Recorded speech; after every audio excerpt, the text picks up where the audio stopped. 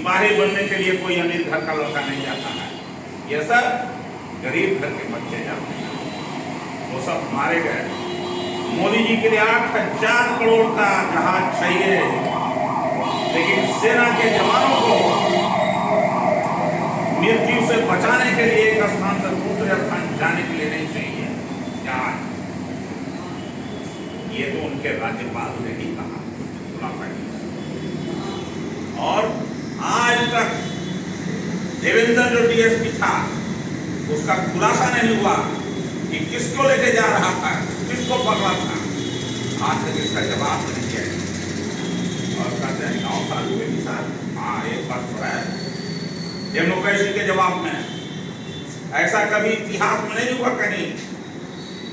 जो डीएनए कहते हैं कि अमेरिका और हिंदुस्तान का एक है, तो क्या अमेरिका में किसी सीनेट के मेंबर या कांग्रेस के मेंबर बोला तो क्या उसके बोले हुए स्टेटमेंट को स्पंज किया जाता है? लेकिन हिंदुस्तान में, हमारे देश में राहुल गांधी के भाषण को स्पष्ट कर दिया जाता है जब अडानी और अंबानी के ऊपर बोलते हैं।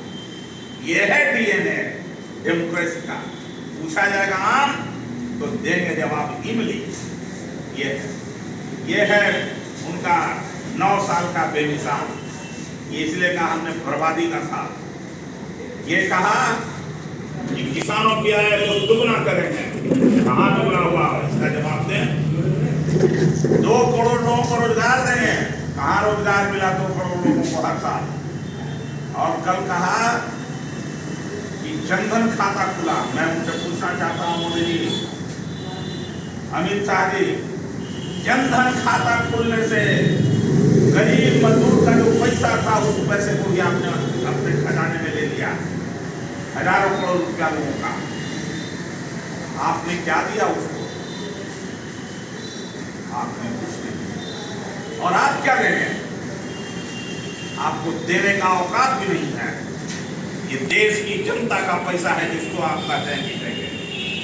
ये जो टैक्स पेयर लोग हैं, जो देश की जनता पैसा देती है, उन पर आप कहते हैं कि हमने दिया। अरे जब तक यहाँ के देश की जनता सोई हुई है, उसको समझ में नहीं है, तब तक ये भाषण चलेगा आपका, बाद में नहीं चलेगा। इसलिए मैंने कहा कि 9 साल बर्बादी का साल, 9 साल तबाही का साल, 9 साल धार्मिक उन्माद पैदा करने का साल। और फिर अब आगे चुनाव आ रहा है, अब इनको 3 तलाक सुन रहा है। मैं पूछना चाहता हूँ 3 तलाक के बारे में। बड़े लोग, मीडिया के लोग भी, जो मुख्य मीडिया के लोग जो गोदी मीडिया है, लिख रहे हैं, क्या बोलते हैं? कानून एक होना चाहिए। लेकिन मैं उनसे ये भी पूछना चाहता हूँ, हमारे राज्य में, देश में सेकुलरिज्म है। सेकुलरिज्म में जो जिस धर्म को मानता है उसको मानने का अधिकार है सभी को। तो आप गाय के सिंह बैल में, बैल के सिंह में गाय में क्या कर रहे हैं? ये करके लोगों के आंख में धूल मत छोड़िए। हम पूछना चाहते हैं कि आप बताइए, महंगाई पर हम इतना बोले थे, क्या हुआ? 350 का गैस सिलेंडर 1300 और 1200 में मिल रहा है गैस सिलेंडर। 70 रुपए का डीजल पेट्रोल 100 रुपए को पार कर गया है। कहाँ है महंगाई? ये महंगाई उनको नहीं दिखाई देती है, केवल दिखाई देती है राम मंदिर, अयोध्या मंदिर, हिंदू मुस्लिम, भारत पाकिस्तान। अब ये चलने वाला नहीं है। कर्नाटक में लोगों ने बता दिया आपको। इतना ही नहीं, और 23 तारीख को जो विपक्षी दल की बैठक हुई है पटने में, नीतीश कुमार और लालू यादव जी के नेतृत्व में भाजपा के ताबूत में कील ठोक दिया है, जिसकी उल्टी गिनती शुरू हो गई है। ये मैं आपको बताना चाहता हूँ। अच्छा, आप एक कह रहे हैं कि भाजपा ने कही थी महंगाई घटाएंगे, भाजपा कही थी महंगाई घटाएंगे, नहीं घटा। आप भी सरकार में आने से पहले कह रहे थे कि 2 मिसाइल लागू करो, 2 मिसाइल लागू करो। अचानक 2 मिसाइल को खत्म कर दिया गया। शिक्षक के बेटे सड़क पर आ गए, कई लगातार ने लिया, हमें कुर्सी दे दी, तो मत कीजिए। अभी आप बताइए, आपके घर में 350 रुपया का 1300 रुपया में आता है कि नहीं सिलेंडर? बोलिए हाँ ना में। और उसी का नतीजा है कि जैसे ही प्रधानमंत्री वापस आए तो मणिपुर नहीं जाते हैं जहां जहां दर्जनों लोग मारे गए हैं, जहां जातीय दंगा हो रही है, वहां डबल इंजन की सरकार है, राज्य में भी केंद्र में भाजपा की सरकार है और दिल्ली में भी भाजपा की सरकार है, लेकिन अब तक उनका मुंह उस विषय पर नहीं खुला है। अमित शाह जी का मुंह नहीं खुला वहां, तो मुंह खुलता है केवल आके 3 तलाक पर, विपक्षी एकता की बैठक पर मोदी जी का मुंह खुलता है। और अमित शाह का जो सुपर स्वप्न रहा लखीसराय का, तो बिहार सरकार के ऊपर दोषारोपण करके कहते हैं कि 9 साल बेमिसाल। मैं उनको धन्यवाद देना चाहता हूं, आपका तो ठीक कह रहे हैं आपके हिसाब से, और हम लोग कहते हैं कि 9 साल बर्बादी और तबाही का साल है।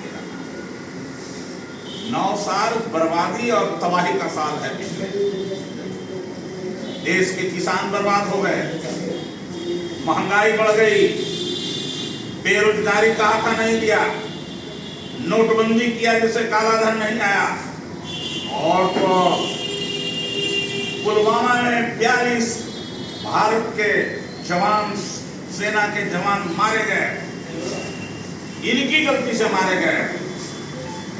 कश्मीर के राज्यपाल, तत्कालीन समय के राज्यपाल कहा, राज्यपाल महोदय ने कहा कि अगर उनको जहाज मुहैया करा दिया जाता है डिप्लॉयमेंट के लिए तो उनकी मृत्यु नहीं होती।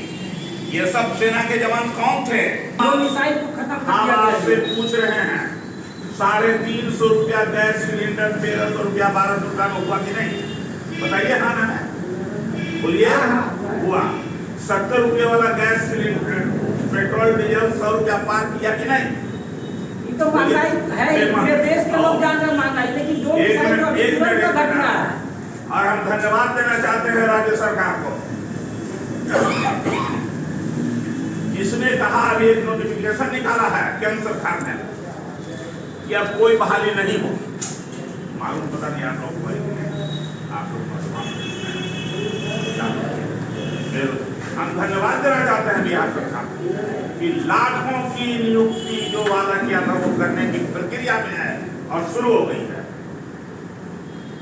13वां संशोधन हो चुका है। अरे चलते चलते रास्ते में 18वां संशोधन हो सकता है। मतलब और भी संशोधन हो रही। आदमी गिरता है रास्ते में, रास्ता आगे का नहीं मालूम नहीं होता है क्या? ये लोग बढ़ावा देना चाहते हैं धार्मिक उन्माद का। हमारा देश सेकुलर स्टेट है, क्या नुकसान है? अब फायदा क्या होगा आप बताइए? सीआरपीसी आईपीसी है ना, तो सीआरपी आईपीसी सबके लिए बराबर है कि अलग अलग है? आपसे मैं पूछना चाहता हूँ, सीआरपी आईपीसी जो है वो देश के सभी नागरिक के लिए एक है कि अलग अलग है? सबके लिए बराबर है। तो अब जो किसी को कपड़ा पहनने पर और नहीं पहनने पर, जो अपनी धार्मिक, हमारा देश सेकुलर है कि नहीं है? भारत के संविधान का लेते हैं आप सब, हम सेकुलरिज्म में लागू, ये सब तो संविधान विरोधी लोग ये बात कर रहे हैं। जो आप शपथ लिया है अपने संविधान में, उसके अनुसार चलाइए। संविधान कहता है कि हमारा सेकुलर स्टेट है, सभी धर्मों को, लोगों को अपने अपने ढंग से अपना आचरण करने का अधिकार है। अच्छा, क्या लगता है 23 तारीख को जो बैठक हुई है उसके बाद बीजेपी को मुश्किल का सामना करना पड़ेगा क्या? उसी का नतीजा है कि धनाधन प्रोग्राम उसका शुरू हो गया है। उसी का नतीजा है कि अमेरिका से आए तो सीधे चले गए भोपाल भाषण देने के लिए। अमित शाह कल पहुंचे थे लखीसराय, तो बोले कि कई केंद्र सरकार जो है राज्य सरकार को बिहार में अनगिनत फायदा दिया है यहाँ के जनता को। क्या क्या फायदा दिया? ये कॉलेज, मेडिकल कॉलेज खोलने का केंद्र सरकार का काम है, ITI खोलने का केंद्र सरकार का काम है। ये सब तो राज्य सरकार की उपलब्धि को गिना के चले गए।